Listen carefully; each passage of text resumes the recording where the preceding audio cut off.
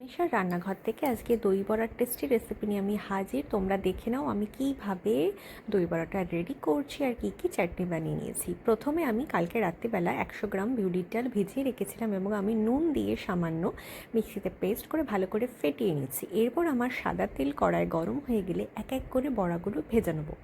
আর এদিকে আমি শুকনো খোলায় জিরে আর শুকনো লঙ্কা ভেজে রেখেছি। ভেজে ঠান্ডা হয়ে গেছে, মিক্সিতে গুঁড়িয়ে নিয়েছি। এদিকে আমি এক এক করে বড়াগুলো ভেজে নিচ্ছি।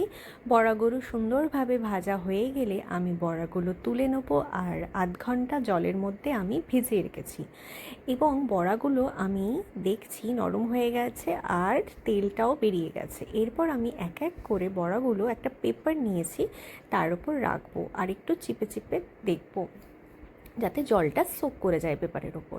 দেখো বড়াগুলো আমি সব সুন্দরভাবে রেখে দিয়েছি, জল পুরো টেনে নিয়েছে। এরপর আমি দইটাকে ফেটিয়ে ওর মধ্যে ভেজে রাখা জিরে, শুকনো লঙ্কার গুঁড়ো, একটু চিনি আর নুন দিয়ে ভালো করে ফেটিয়ে নিচ্ছি। এখানে আমি একটা টমেটো, তেঁতুল, খেজুর, দই দিয়ে চাটনি বানিয়েছি মিষ্টি, আর এদিকে আমি গ্রিন চাটনিও একটা বানিয়ে নিয়েছি। আর ফ্যাটানো দইয়ের মধ্যে বড়াগুলো দিয়ে দিলেই আমার রেডি দই বড়া। এরপর আমি সুন্দরভাবে ডেকোরেশন করে দিয়েছি একটু চাট মশলা দিয়ে, একটু বিট নুন দিয়ে।